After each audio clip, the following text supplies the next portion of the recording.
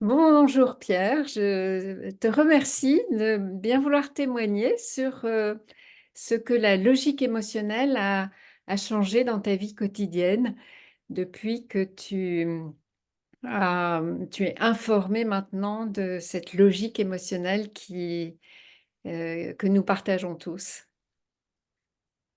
Merci Maïté. Alors, effectivement, dans informer, il y a la notion de forme et un à l'intérieur. Donc, effectivement, la logique émotionnelle a eu une grande influence pour moi dans ces dernières années.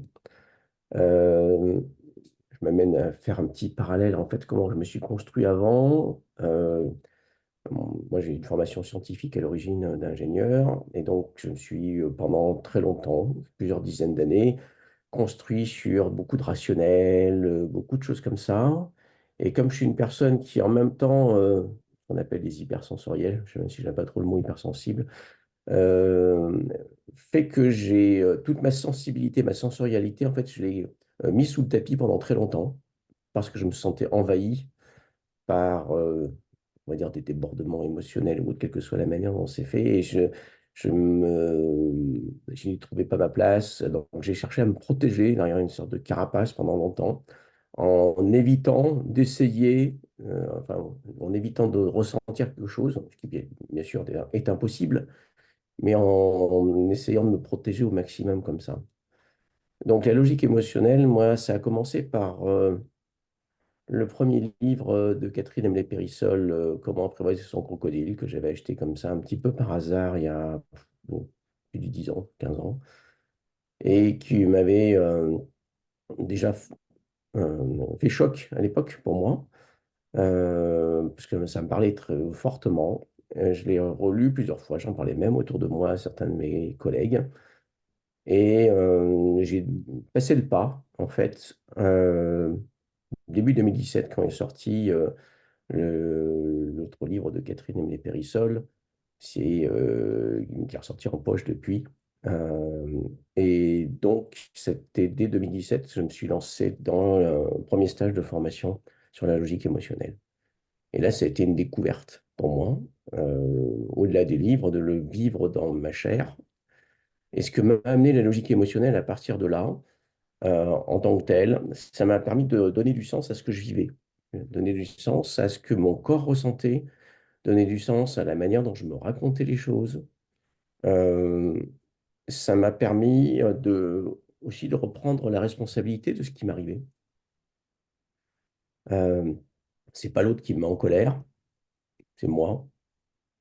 Donc ça, je reprends ma responsabilité, j'endosse ma douleur aussi d'une certaine manière.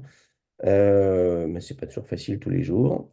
Et ça m'a permis aussi au fur et à mesure de développer de l'indulgence, de la bienveillance par rapport à ce que je faisais déjà pour nourrir mes besoins.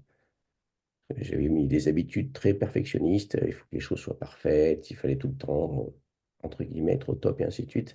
Et ce travail sur, OK, mais il y a déjà des choses que je fais déjà.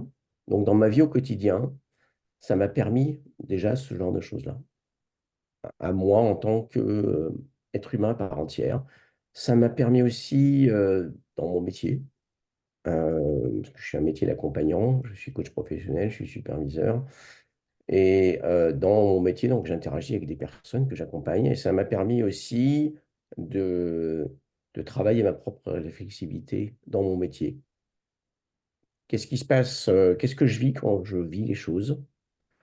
Ça m'a permis, dans ma posture aussi d'accompagnant, de voir les schémas des personnes, en particulier ce qu'on appelle classiquement le transfert, lié à la mémoire et l'histoire de vie de la personne.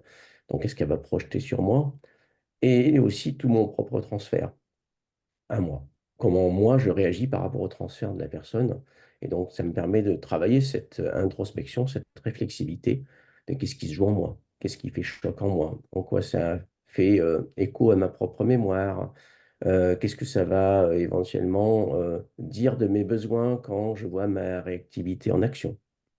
Donc, il y a un petit peu tout ça qui se joue pour moi avec l'utilisation un petit peu au jour le jour de la logique émotionnelle. Donc, ça a fortement changé ma vie. Euh, et des choses ont changé ma vie dedans. au-delà de l'utilisation, mais aussi en tant que scientifique, le fait que ça s'appuie sur un modèle éprouvé de neurosciences, euh, et des neurosciences qui changent tous les jours, hein. Tous les jours, on découvre des nouvelles choses. C'est aussi ça qui est passionnant. Et donc, une humilité par rapport à ça et des bases scientifiques qui sont éprouvées, qui se remettent en question au cours du temps, mais qui nous permettent de, de revoir mon modèle de représentation, ma carte du monde. Et donc, ça alimente aussi mon sens.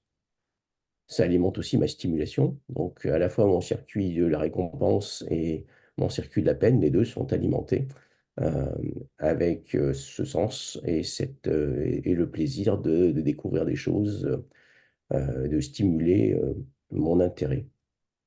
Voilà un petit peu ce que ça me permet au jour le jour, la logique émotionnelle.